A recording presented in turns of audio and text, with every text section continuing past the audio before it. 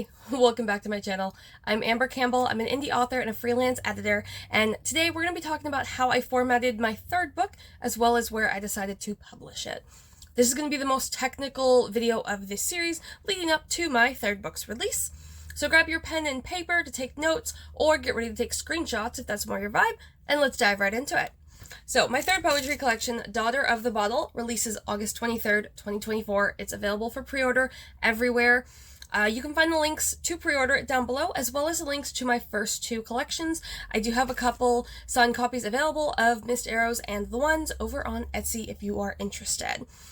So I began self-publishing in 2023, and since then I've been determined to save money on one thing: formatting. I'm an editor, so paying someone to edit, of course. I'm not a cover designer, so paying for Canva Pro or buying photography or artwork, definitely.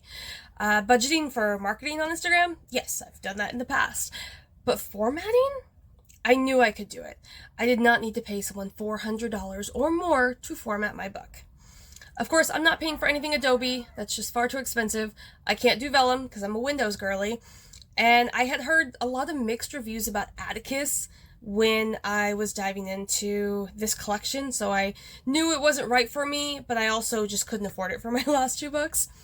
So therefore, I decided to format my book the only way I knew how, which was going to be in Microsoft Word, which is not arguably the most hated formatting software among all authors.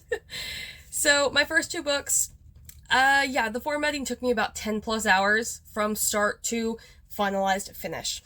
And I am so proud of myself because this one took me 3 hours just to format it in the first go round, and I think it took like 30 or 40 minutes to do the tweaks that I wanted to make after I got my first proof copy.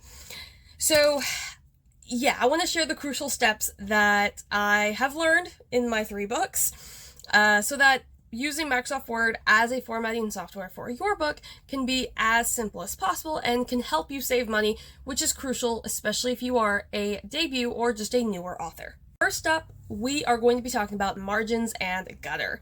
So we want to determine the size of our book. So for anything fiction or poetry, you're looking at a 5 by 8 inch. You can also do a 5.5 by 8 or 5.5 by 8.5. That really doesn't make a huge difference, but you want to stay within a 5 and 8 parameter. If it's a hardcover, you're looking at 6 by 9. And this is all inches, by the way. If it's a coffee table book or a book of photography, things like that, there are going to be larger sizes. But for fiction, these are pretty much the two ranges we're going to be looking at. So from there, once we've determined what size you want your final book to be, we need to determine the gutters and the margins. From the ribbon tab at the top of the document, choose Format and then click on Margins. From there, you should see an expandable option to adjust the gutters as well. Before I give you the standard measurements, it's crucial that you check the box for mirrored margins and gutters. This allows Word to give a wider inner gutter to the pages that need it. For example, the left gutter of the odd-numbered pages should be as wide as the right gutter of the even-numbered pages, so none of your words are unreadable due to the spine binding.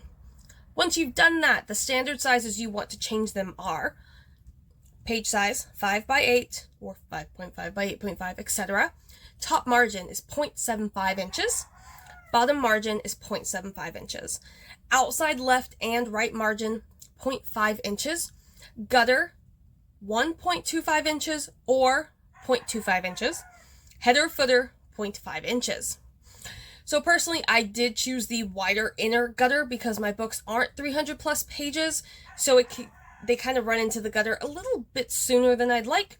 So I went with the 0.25 inches for the gutter. But always order the proof copy to determine that. And it doesn't matter for like the gutter margin things, whether you get your proof copy from Amazon, KDP, which is always going to be cheaper than Ingram Spark. Either way, that gutter is going to be the same. So just order whichever proof copy you prefer and double check that. Okay, second tip, font and font size.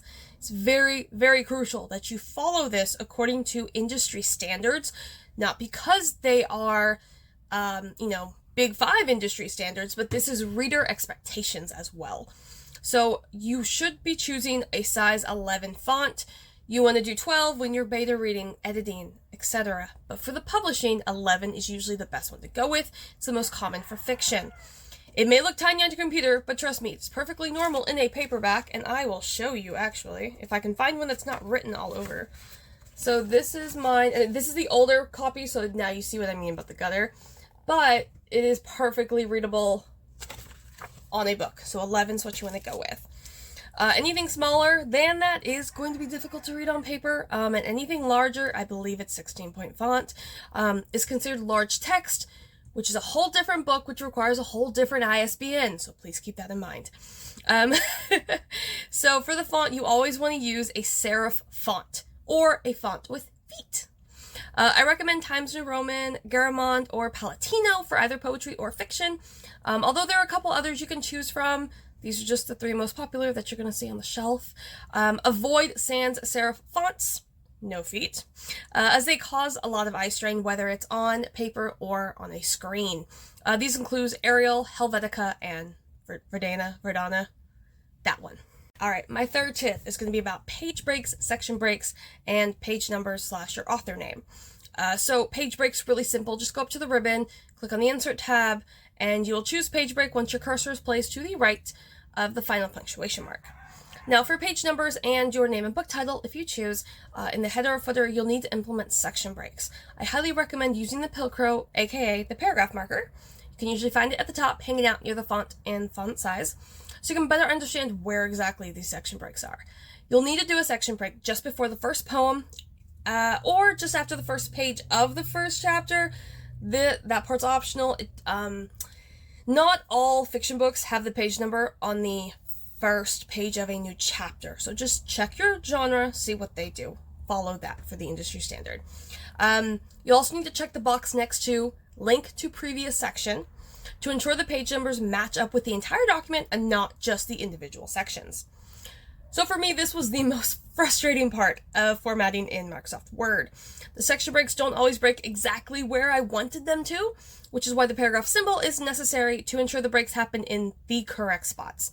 It can take some time to learn how to work with it, and if the page numbers aren't exactly where you want them, or if they're coming up in between section breaks and shouldn't be, like on section or chapter pages, then unclick the link to previous section button, and it often fixes the problem. Don't ask me why. I don't question the Microsoft Word gods. I just do what works, and I'm grateful when it complies. My fourth tip, and this applies to certain forms of poetry as well as all of fiction, which is justified paragraphs. So just make sure your paragraphs are justified and not set to left, which is what we tend to write in for everything else in life. So the end result is clean, professional, and it just looks nicer on the page. Grab any book off your shelf, and I guarantee you they are set in a justified text. For my blended style poetry, the ones that are more paragraph structured, I do use justified rather than left. So again, you get that clean look. But for my line poetry, it doesn't really matter because the lines don't go all the way to the page and then start over again. So that doesn't matter as well. A little bonus tip for you guys is whenever you're ready to format your book, do not indent for a new paragraph. This is the time when you want to hit the space bar 5 times. And again, I will show you, trying not to let you see a whole bunch of it just because it was kind of redone. But you'll see here, that is actually how it should look, just the 5 spaces. Because if I indented it, it would be a 1/2 inch over, which would look really weird on the page. And again, go check the books in your genre. None of them are indented 1/2 inch. It's usually a few spaces. So just a little bonus tip for you guys. But those were the main areas where I encountered the most trouble and also needed to make significant tweaks during those first 2 books, which is why the formatting took me 10+ hours on both of them. Microsoft Word wasn't designed to be a formatting software, but it does possess everything you need to be able to use it without spending, a few $100s on other formatting softwares. So trust me, readers will forgive a book that's formatted like 80% well over a book that was never edited or beta read. You can tell the difference. Also, if your book cover is just not there, they're not even going to bother to click the thumbnail or pick it up in a bookstore. So keep that in mind. Book covers and editors are the two things you can't skimp on, but if you can spend your time learning the technicalities of Microsoft Word, technicalities, then you can format it yourself. Be prepared to spend quite a few hours learning it and figuring out how it likes to be used, essentially. Also, second bonus tip, you do want to create different files for different publishing sites. So for instance, I publish on Amazon's KDP, both as an ebook and a paperback. I publish to Ingham Spark, paperback only, and I publish to Draft to Digital and Kobo Writing Life directly. So I do publish to Kobo directly so I can enroll it in Kobo Plus, which is their version of Kindle Unlimited, everywhere else for Draft to Digital, so that it can go wide on the ebook, and of course Ingham Spark for wide on paperback. But I do have different files, even just for the Amazon's ebook, Draft to Digital, and Kobo, because there are different links I put in there for reviews. So all my Amazon books link directly to Amazon, my Draft to Digital copies link directly to Goodreads, and Kobo links directly to Kobo itself as well as Goodreads. Because I can actually say Kobo in that, because in Draft to Digital, had I put Amazon in there, Apple would flag it and wouldn't upload it. Competition. So keep that in mind. You may have to make, anywhere from 3 to 7 different files, depending on how many aggregators you publish directly to. So if you're not a technical person, then this is definitely an area where you may want to spend money for having someone else actually do this for you, because it can be a big headache. It can be really difficult. But I think it's also the area that is easiest to learn in terms of cover editing and formatting.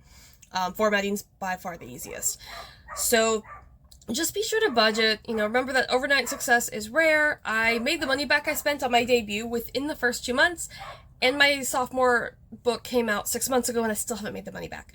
So even as a self-published author, you can be successful in the sense that, you're making back the money you spent and then you're making profit on it, but not every one of the books we publish is going to be, an instant hit or anything like that.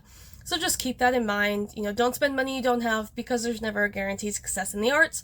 We're all just hoping and praying that others love our masterpieces as much as we do.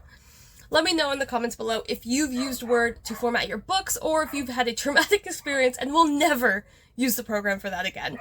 Also, let me know if there are other aspects of Word formatting that you have questions on, and that you'd like me to add to the list here, and I can make another video about it.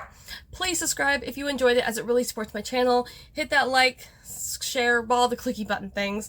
And Daughter of the Bottle is available to pre-order on all platforms. It will be releasing August 23rd. So I am sending out the e-ARCs to my ARC readers who signed up today. I'm very excited to do that. And then, yeah, thanks so much for watching, and I will see you guys next time. Bye.